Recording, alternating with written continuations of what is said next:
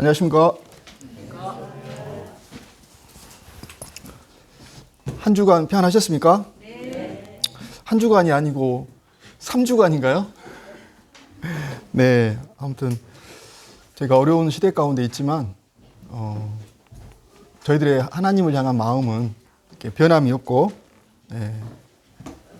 하나님이 영원하시고 또 변함없이 늘 신실하신 것처럼 저희들도 동일한 어떤 그런 측면들이 저희들 생애 가운데 있는 것 같습니다.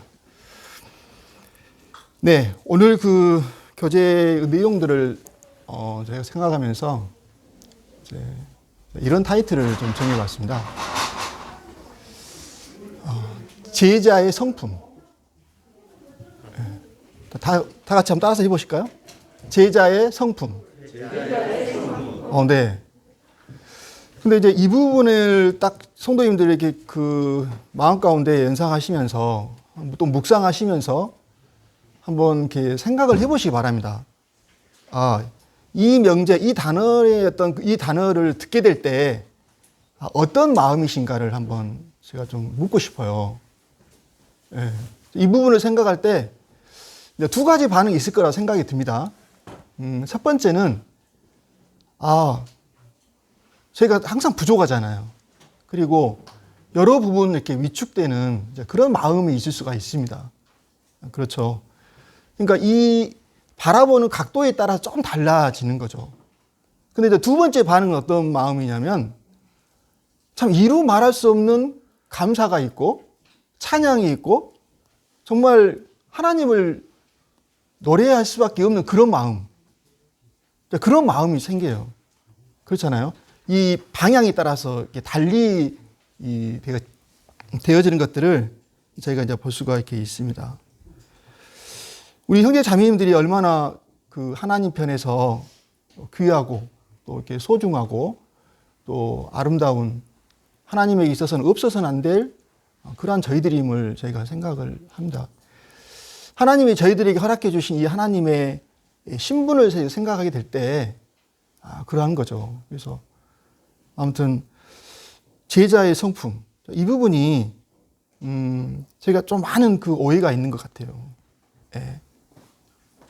근데 제자의 성품을 생각하면 여기서 바로 연결이 돼야 돼요. 어떻게 연결이 되냐면 우리 주 예수 그리스도의 성품입니다. 맞습니까? 네. 동일한 성상에 있고 동일한 어떤 내용들을 이렇게 간직을 하고 있죠. 또 하나님의 성품과 직결되어 있습니다. 이게 그 연장선에서 저희가 생각할 수가 있는데요. 저희가 좀 말씀을 먼저 보겠습니다. 마태복음 5장에 보시면 저희가 너무나 이렇게 잘 아는 말씀이 친숙한 말씀이 이렇게 기록이 되어 있죠. 이 말씀을 저희가 다시 한번 이렇게 바라보면서 제자의 성품이 하나님께서 제자의 성품에 대한 그런 비중, 이 무게, 그리고 이 제자의 성품이 하는 일, 어떤 일을 하는가. 그러니까 이 단어가 좀 다를 뿐이지, 참 하나님 편에서 이 계획하신 이런 놀라운 어떤 이 흐름 가운데서 이게 사용되고 있다는 거죠. 오늘날도 동일하게. 먼저 마태복음 5장 말씀을 이렇게 보시면 성도님들 친숙한 이런 말씀들이잖아요. 이 상상수훈에 대한 8가지의 이 복에 대해서 말씀을 하셨어요. 그런데 이 복이라는 단어가 저희가 인식하고 있는 복과는 좀 다릅니다. 왜 그러냐면 이 복이라는 단어는 하나님의 행복이라는 뜻입니다. 하나님의 행복. 그러니까 이게 감탄어로 되어 있는데 복 있는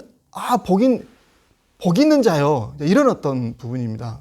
그러니까 이제 이게 하나님 편에서 우리들에게 주시고자 하는 그 내용이죠. 그러니까 바리새인들이 가지고 있는 의라는 것은 어떤 의냐면 하나님의 말씀을 순종하고 하나님 말씀을 이렇게 따르는 부분에 있어서 이 차등을 주죠. 차등을.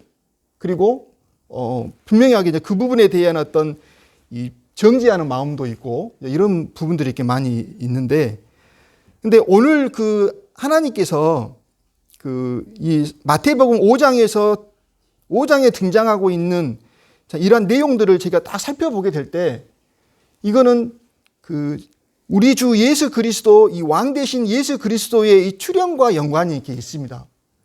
그래서 1절부터 12절까지의 말씀은 내용은 이렇게 얘기를 할 수 있습니다.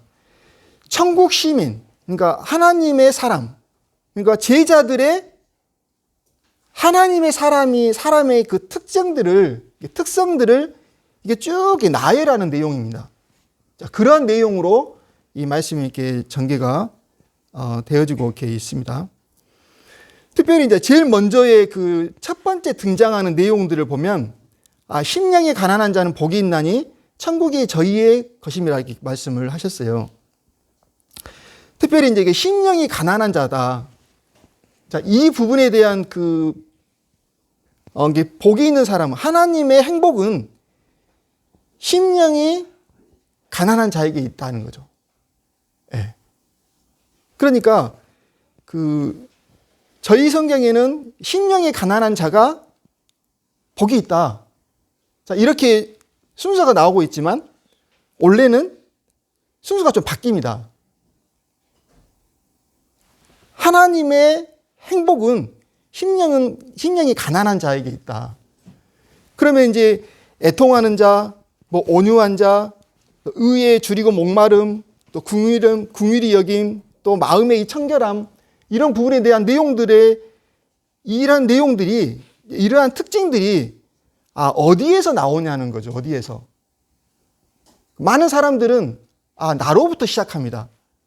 그래서 내가 그렇게 못하고 있고 또 못 미치고 있는 이런 부분에 대한 많은 위축, 그리고 심하게 얘기하면 정죄, 자, 이런 부분까지도 이게 생각할 수가 있는 부분들이거든요.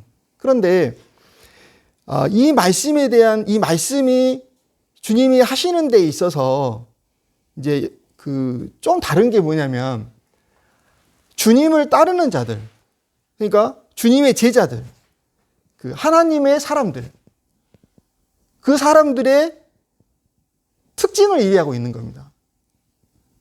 그러니까 거듭난 성도들의 특징을 이야기하고 있는 것이죠.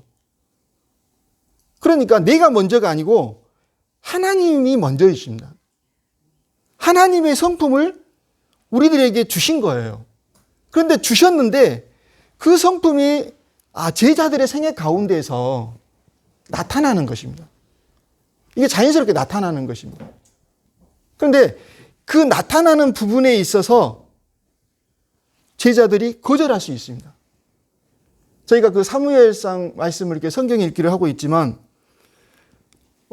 이 사울의 생애와 다윗의 생애를 보면 사울이 거절한 게 있습니다. 사울이 철저하게 그의 생애 가운데에서 거절한 내용이 있습니다. 처음에는 그렇지 않았어요. 그 내용이 뭐냐면 하나님의 성품을 거절했어요. 네.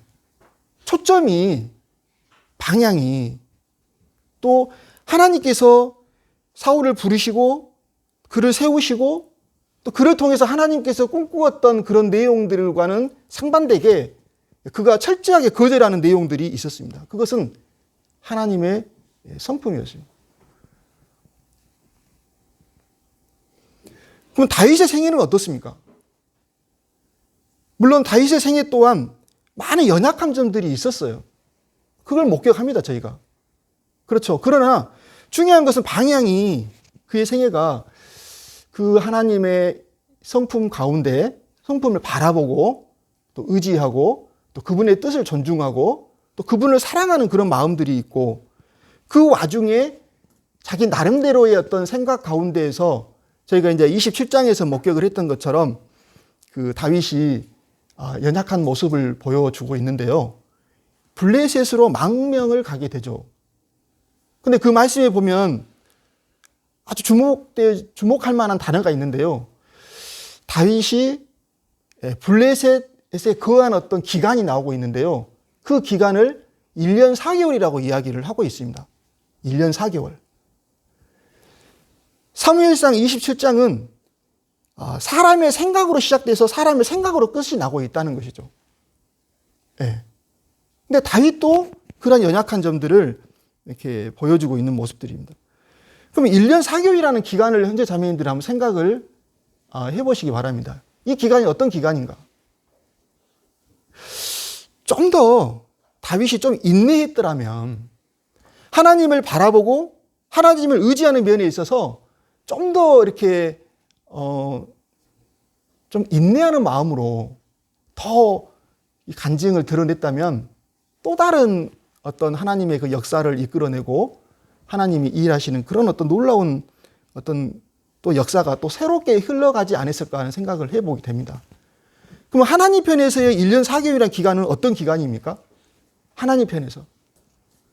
하나님 편에서도 어떤 면에서는 인내의 시간입니다. 네. 그 다윗의 연약한 그러한 선택과 그러한 어떤 부분에 대해서 하나님이 기다리신 거죠. 인내하셨던 거죠. 우리 하나님은 인내의 하나님이십니다. 저희가 하나님을 섬기고 있는데요. 다 똑같지 않아요. 너무나 달라요. 근데 이 다르다는 면은 다양함입니다. 우리는 때때로 이 다름에 대해서 어떤 기준이 있어서 정죄하기도 하고요. 정말 이렇게 좀 부정적인 시각으로 바라볼 수가 있어요. 그런데 하나님 편에서 생각하면 하나님이 우리들을 각각 부르셨고 또 각각 인도하고 계시고 또 각각 하나님의 그 놀라운 어떤 그 섭리 가운데 각각 하나님의 역사 가운데 있는 거거든요. 하나님의 주권 가운데 있고. 저희가 그런 것들을 경험하지 않습니까? 그리고 하나님의 모든 기대는 모든 성도들에게 있는 것이고 또 한 분 한 분을 인도하시는 그런 부분에 있어서 많은 준비들을 하시는 것들을 이렇게 볼 수가 있습니다. 또 가장 중요한 것은 저희가 너무나 다양하기 때문에 신분은 하나지만 상태가 너무나 다양하기 때문에 그 상태의 하나하나에 대해서 하나님께서 또 우리 주님께서 인내하고 계시고 기다리신다는 거죠. 이게 이제 참 감사가 되는 부분이기도 합니다. 예. 그런 부분들을 생각할 수가 있습니다. 제자의 성품. 특별히 이제 제자의 성품을 이렇게 딱 펼쳐 보이고 있는데요. 이게 우리 사람의 타고난 성품에서 나올 수 있는 내용들이 아닙니다. 우리가 그렇게 타고난 성품에서 나올 수 있는 것처럼 착각을 하지만 그렇지 않습니다. 절대 우리에게서 나올 수 없는 부분입니다. 이거는 하나님께로부터 나오는 것입니다. 하나님의 성품을 드러내는 부분이고 그러한 성품 가운데 있는 부분이라는 것이죠. 그러니까 우리들에게서 이러한 모습을 발견한다는 것은 불가능한 일입니다. 그러니까 절대적으로 우리의 신분이 하나님을 필요로 하는 것처럼 우리의 상태도 하나님을, 우리 주님을, 그 왕이신 그 하나님을, 제자된 우리들에 있어서 스승이신 그 하나님을, 예수님을 필요로 하는 거예요. 필요로. 여기서 심령이 가난한다는 것은 뭔가를 필요로 하는 것입니다. 자신에 대한 인식을 분명하게 하고 있는 것입니다. 자신이 부인되는 것이고 하나님이, 주님이 플러스가 되는 내용입니다. 심령이 가난하다는 것은 원하는 거예요. 예. 굉장히 이렇게 부족함, 필요로 하는 거죠. 필요로 하는 거. 이 필요로 한다는 의미는 어떤 의미냐면 진정한 사랑입니다. 진정한 사랑. 우리 하나님은 전지전능하십니다. 근데 전지전능하신 하나님이 성도님들 잘 생각하고 있는 것처럼 주목을 하고 있는 것처럼 하나님이 우리를 필요로 하시잖아요. 그 점을 한번 생각해 보시기를 바랍니다. 하나님이 나를 필요로 한다. 하나님이 뭐 부족하신 게 아니잖아요. 정말 심령이 가난한 자는 누구냐면 하나님이시죠. 부족함이 없이 그 하나님이 필요로 하는 거예요. 그러니까 그의 제자들도 동일하게 이런 어떤 신명과 이러한 변화와 이러한 성품이 제자들의 생애 가운데 나타나고 있는 것이죠. 그러한 상황을 보시면서 하나님의 행복, 하나님의 기쁨이라는 단어가 이 복이라는 단어인데 하나님 편에서 그러한 측면들을 이렇게 감탄하시고 또 제시하시고 있다는 것이죠. 이게 이제 참 감사가 되는 부분입니다. 애통한다. 애통함은 죄에 대한 어떤 경계, 미워하는 것입니다. 슬퍼하는 것입니다. 우리들이야말로 죄를 좋아하고 참 한솥밥 먹는 저희들이 아니었습니까? 그러잖아요. 근데 저희들의 이제 생애가 그걸 멀리하고 거절하고 뒤로하고 이런 방향이 있다는 것이죠. 그러니까 바리새인들이 가지고 있는 그 의에 대해서는 우리 주님이 정죄하셨어요. 왜 정죄하셨냐면 그 의는 그들에게서 나오는 겁니다. 그런데 하나님이 우리들에게 허락하신 그 의는 자신입니다. 자신. 자신을 주신 거고 또 자신으로부터 나오는 것이죠.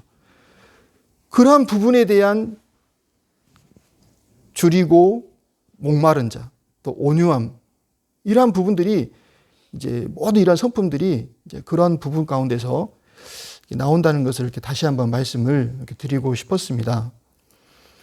그리고 이제 13절로 가면 13절부터 16절까지 내용을 보면 이러한 자들이, 이러한 하나님의 사람들이 이 천국, 이러한 하나님의 시민들이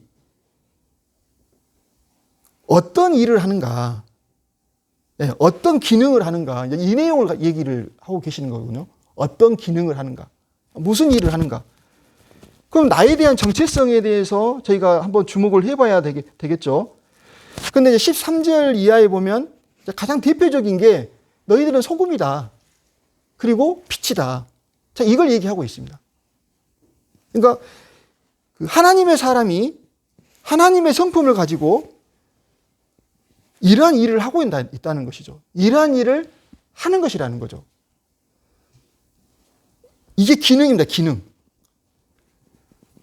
그러면 특징적인 게 한 가지가 있는데 소금이라든지 빛은 절대 변하지 않습니다. 그 상태가. 예를 들어서 소금이 그 맛을 잃으면 문제가 되죠. 그렇죠. 그렇잖아요. 그러나 어쨌든 소금과 이 빛은 변하지 않습니다. 그게 우리들의 본질입니다. 자, 이 부분을 말씀드리면서 성도님들에게 한 가지 말씀드리고 싶은 게 뭐냐면 저희들이 주님을 섬기면서 저희들의 그 상태가 많은 영향을 받고 있다는 것이죠. 이것은 신분이 이 상태에 영향을 주고 있는 부분입니다. 근데 저희가 많은 요동함이 있습니다. 흔들림이 있습니다. 낙심이 있고 염려가 있다는 것이죠. 근데 그 영향을 받고 있다는 거죠. 근데 그 영향 받는 것이 아주 정상적인 것입니다. 실질적으로 현실적인 것이고 합당한 그런 우리들에게 생애 가운데서 계속 반복되는 부분이라는 것이죠. 근데 중요한 것은 저희가 다시 돌아가야 됩니다. 우리 신분을 인식해야 되고 나의 존재를 인식해야 되고 나는 누구인가? 나는 어떤 일을 해야 되는가? 그런 부분을 생각하게 될 때 어떤 환경이 와도 저희들의 마음에 중심에 주님의 그 제자로서 변개할 수 없는 부분들이 분명하게 있다는 것이죠. 어떤 사람에게도 어떤 상황 가운데에서도 돌이킬 수 없는 분명한 저희들의 처신 이러한 부분이 가능해야 된다는 것이죠. 그런데 이러한 말씀들을 하나님께서 저희들에게 가능할 수 있도록 하셨다는 거죠. 이게 중요한 것이죠. 이러한 삶을 또 이러한 저희들의 이 존재를 하나님이 가능케 하셨다는 거죠. 우리들은 이제 서두에 말씀을 드렸지만 좀 이렇게 다른 측면에서 생각을 하잖아요. 내 자신들을 보게 될 때 늘 부족하고 또 정죄하고 또 낙심하는 이런 어떤 부분들이 많이 있는 것이죠. 근데 주님이 주시고자 했던 근본적인 그 취지와 목적 가운데 이 말씀들을 저희가 대하게 되면 이 한 소절 한 소절에 대한 찬양이 있다는 거죠. 찬양이. 또 감사가 있다는 것이죠. 그리고 이루 말할 수 없는 그 영광스러움을 이 하나님 앞에 드러내는 그러한 삶을 드러낼 수밖에 없는 그러한 위치 가운데 있는 저희들이라는 것을 말씀드리고 이렇게 싶습니다. 성경에 보면 그 너무나 이 저희들에게 이 무게를 주는 말씀들이 많이 있어요. 그 말씀 중에 한 가지가 뭐냐면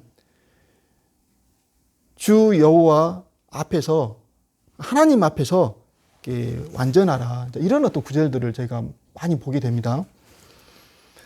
먼저 5장의 제일 마지막 절을 보시면 그걸 또 그러한 말씀들을 발견을 할 수가 있습니다.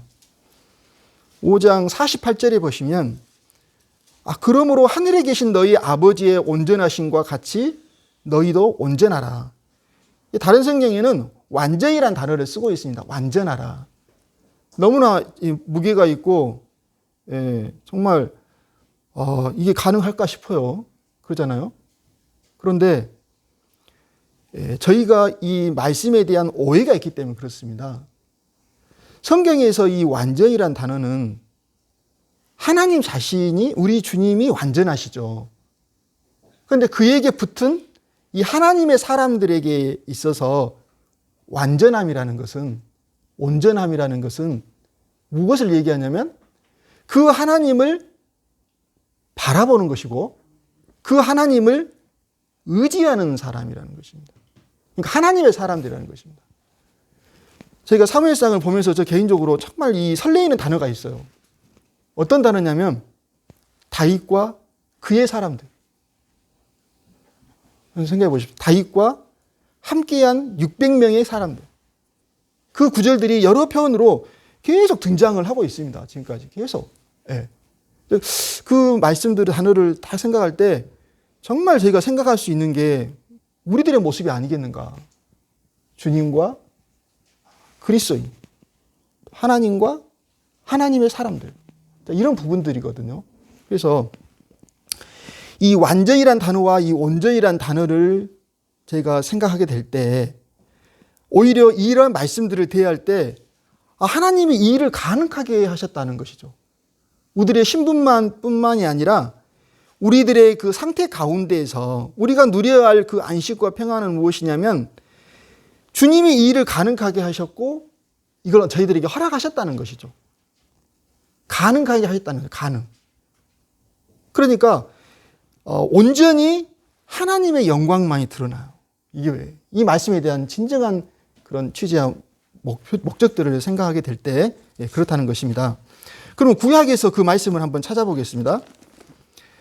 저희가 신명기 18장 그 말씀에 보시면 한번 말씀을 열어주시기 바랍니다. 신명기 18장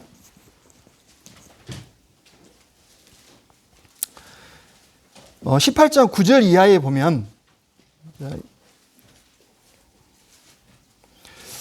내 하나님 여호와께서 내게 주시는 땅에 들어가거든 너는 그 민족들의 가증한 행위를 본받지 말 것이니 그의 아들이나 딸을 불가운데로 지나게 하는 자나 점쟁이나 기륭을 말하는 자나 요술하는 자나 무당이나 또 지는 자나 또 심접자나 박수나 초혼자를 너희 가운데에서 용납하지 말라. 이런 일을 행하는 모든 자를 여호와께서 가증히 여기시나니 이런 가증한 일로 말미암아 내 하나님 여호와께서 그들을 내 앞에서 쫓아내시느니라.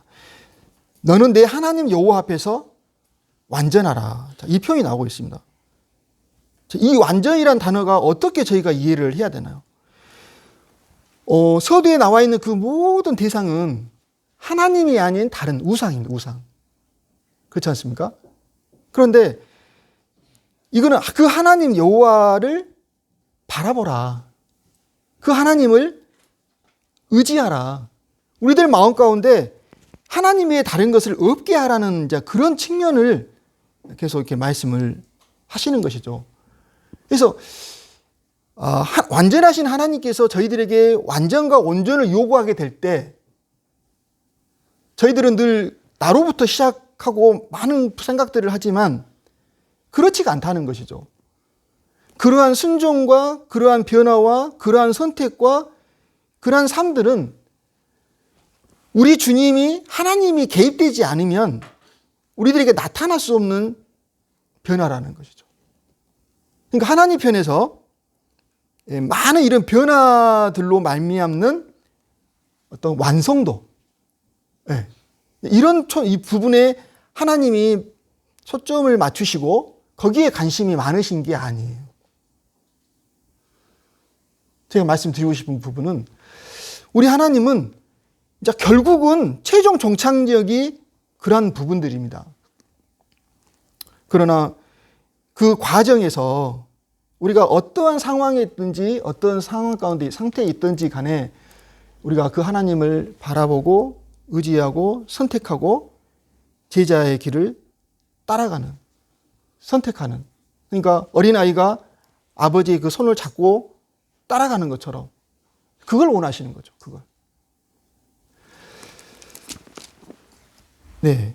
그러면 신약에서 한번 한 구절을 찾아보겠습니다. 골로새서 말씀을 보겠습니다.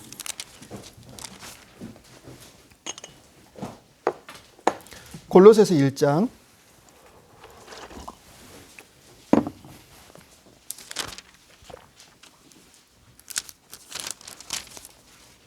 28절, 29절 두 말씀을 보겠습니다.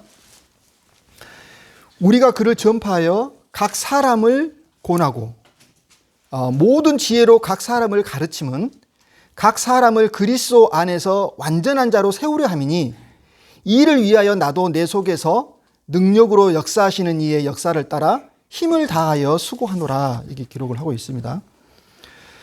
성도님들, 저희가 이제 신약 성경을 보면 여러 지역 교회들이 나오고 있습니다.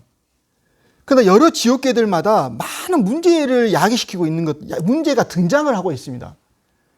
그 전모를 성경은 다 기록을 하고 있습니다.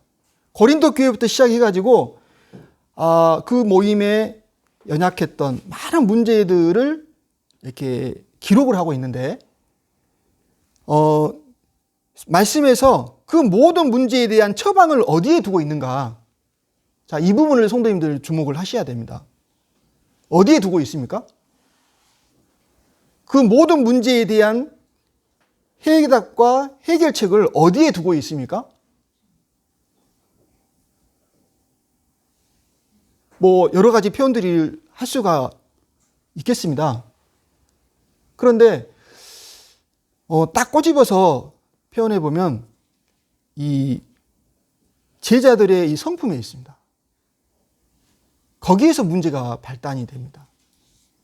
항상 연결고리가 거기에 있습니다. 거기에서 시작됩니다. 다른 말로 얘기하면 하나님을 바라보고 의지하는 면에 있어서 성숙되지 못한 부분에서 시작이 된다는 것입니다. 지금 사도 바울 형제님께서 이렇게 말씀을 하고 계십니다. 우리가 그를 전파하여, 우리 주님을 전파하여 각 사람을 권하고 모든 지혜로 각 사람을 가르침은 그 최종 목적이 뭐냐면 각 사람을, 모든 이 구원받은 성도님들을 또 그리스도 안에서 완전한 자로 세우려 함이라고 얘기를 하고 있습니다. 이 완전함이야말로 진정한 그 성숙과 우리 주님의 이 성품을 이야기하고 있는 것입니다. 빌립보에서도 히브리서에서도 초점이 주님으로부터 이 방향이 초점이 바뀌는 데서부터, 그러니까 다른 어떤 우상을, 하나님이 아닌 다른 우상을 생각하는 것부터 시작된다는 것이죠. 그걸 발견하게 됩니다. 가장 중요한 것은. 근데 이 일을 위해서 그리스도 안에서 완전한 자로 세우려 하는 이 목표가 사도 바울 형제님에게 있었고요. 이 일을 위해서 나도 내 속에서 능력으로 역사하시는 이의 역사를 따라 힘을 다하여 수고한다. 특별히 이제 여기에서 내 속에서 능력으로 역사하시는 이의 역사를 따라 주님이 일하고 계십니다. 네. 그래서 진정한 동행과 동역과 협력이 여기에 있는 것이죠. 내 안에 계신 주님이 이 일을 하고 계시고요. 그래서 이 일을 위해서 사도 바울 형제님이 더 힘을 얻어서 내 안에 계신 주님 때문에 주님이 그 주님의 그 성품 때문에 주님이 하시고자 하는 그 부분 때문에 힘을 다해서 수고한다는 이런 표현을 쓰고 있는 것을 볼 수가 있습니다. 근데 단어상 그 하나님의 성품, 우리 주님의 성품, 또 제자들의 성품 이렇게 말씀을 드렸지만 이걸 다른 말로 표현해 보면 하나님의 영광입니다. 영광. 저희들의 구원을 제가 생각하게 될 때 창조의 목적을 먼저 생각하지 않을 수 없고 그 다음에 저희의 신분을 생각하지 않을 수 없는데 하나님이 그 신의 성품에 저희들을 참여케 하셨습니다. 그 일을 하셨어요. 그 일을. 그러니까 저희들의 생애 가운데에서 연연히 나타나는 부분이 무엇이냐면 하나님의 성품입니다. 네. 역사서에서 계속 발견이 되는 것은 그 하나님의 성품에 관한 내용들이었습니다. 헤세드, 또 사랑, 또 진정한 그 하나님의 어떠하심을 그대로 드러내는 것입니다. 그대로. 그리고 그리스도를 담는 그리스도의 형상에 이르기까지 저희들을 다듬어 가시는 그 여정 가운데 계시고 지금은 아직 완성품이 아닙니다. 예. 아직 아직 완성되지 않는 상황 가운데 있는 것이죠. 그걸 이렇게 다듬어 가고 계시는데 그래서 저희들의 생애나 저희들의 삶을 이렇게 한마디로 얘기한다면 이렇게 할 수 있습니다. 저희들의 삶이 어떤 삶인가? 하나님의 성품을 저희가 심는 자예요. 전도가 무엇인가 생각할 때 마태복음에서 이야기하셨지 않습니까? 네. 그 제자들의 하늘 백성, 하늘 시민의 그 특징들을 나열하시면서 그 특징들이 그 빛과 소금과 빛의 역할을 한다는 그 일을 하게 된다는 것이죠. 이게 이제 진정한 복음이죠. 그렇잖아요. 그래서 그 일을 하고 계시는 거죠. 그러니까 저희들 생애 가운데 하나님의 어떠하심을 저희가 심습니다. 그리고 저희가 거두는 열매라는 것은 무엇이냐면 나에게서 뭔가 이렇게 완성이 돼서 자랑할 만한 무엇이 나오는 것이 아니고 다시 그 하나님의 성품을 거두는 것입니다. 이걸 전하고 전달하는 이런 상황 가운데 있다는 것이죠. 제자들의 성품 생각하게 될 때 저희가 어떤 면에서 물론 그 첫 번째 반응처럼 도전도 받을 수 있죠. 그런 측면도 이렇게 있습니다. 도전을 받고 내 자신을 살피고 또 부족한 그런 부분들에 대한 성찰이 필요합니다. 네. 그러나 더 이 많은 비중을 차지해야 할 부분이 무엇이냐면 오히려 찬양과 감사와 또 이 일을 가능케 하신 그 하나님 앞에 또 더 진실되게 나오고 그분을 더 바라보고 의지하면서 저희들의 생애 가운데 이러한 하나님을 드러내는 것입니다. 하나님의 그 영광이 막연하지만 결코 막연하지가 않습니다. 구체적인 내용을 하나하나 주님이 다 기록하셨고 거론하셨고 그러한 부분들을 이렇게 말씀하셨다는 점들을 저희가 다시 한번 이런 말씀들을 통해서 생각을 하게 되어집니다. 저희가 20분 정도에 시작을 했는데요. 이제 30분이 지나갑니다. 그러면은 정리를 해야 될 것 같습니다. 한 구절 말씀을 마지막으로 저희가 찾고 생각을 하고 또 마치도록 하겠습니다. 빌립보서 4장 말씀입니다.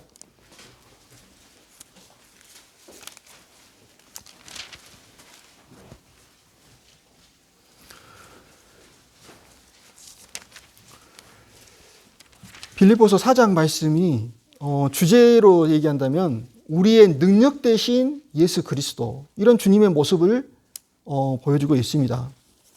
그래서 내게 능력 주신 자 안에서 내가 모든 것을 할 수 있다. 자, 이런 말씀을 저희들에게 주시고 계시죠.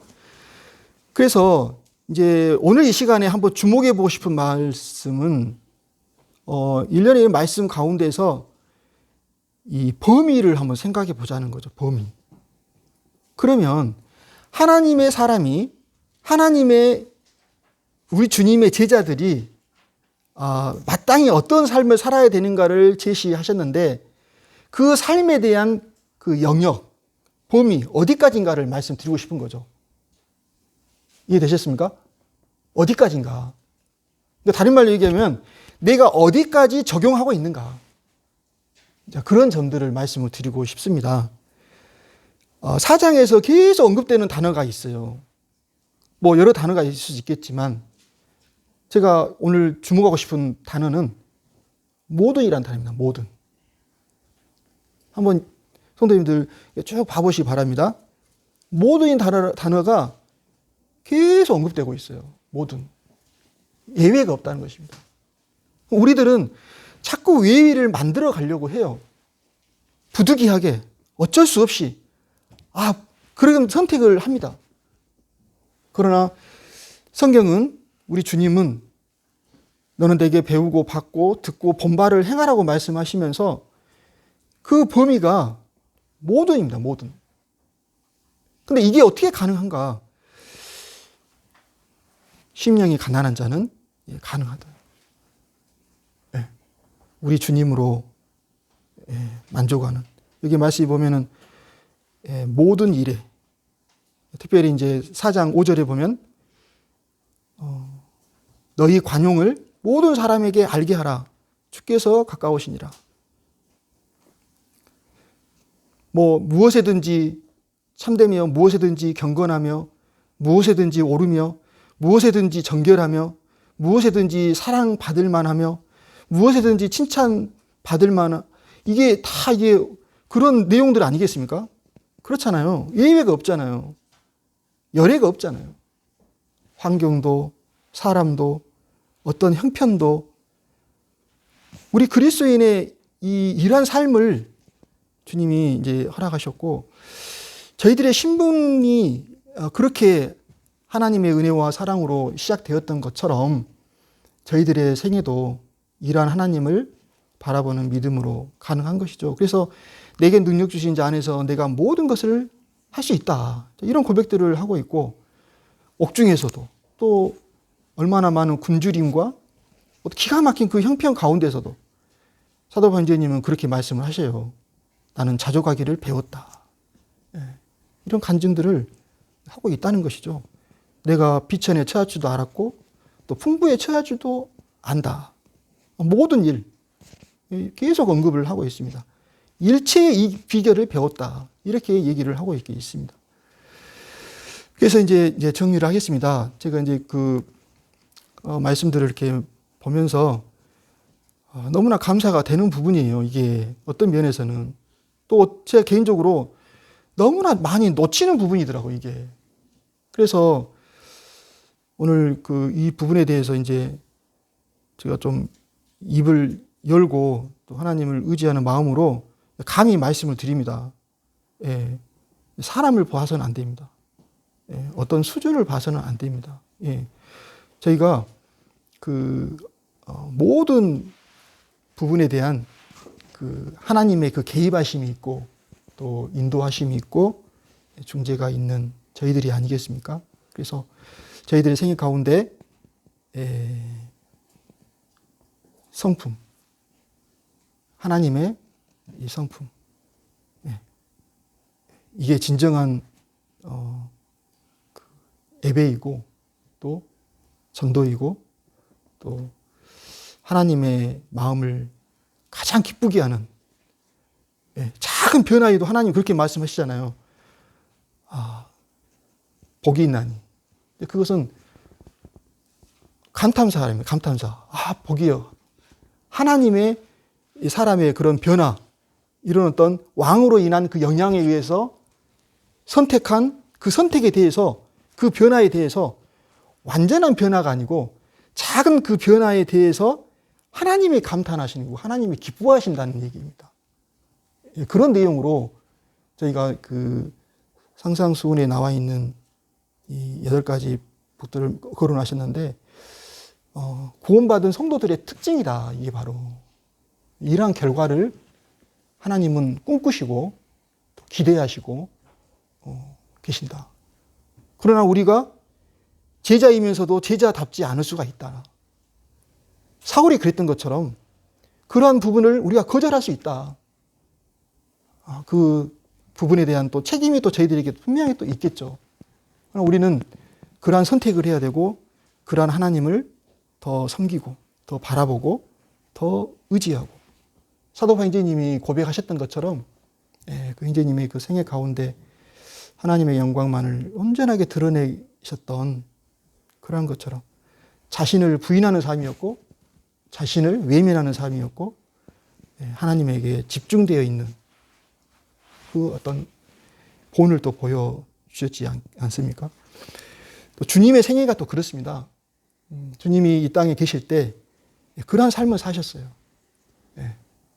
어떤 상황에서든지 하나님의 그 영광을 구하고 또 하나님의 말씀을 순종하려고 하는 그런 어떤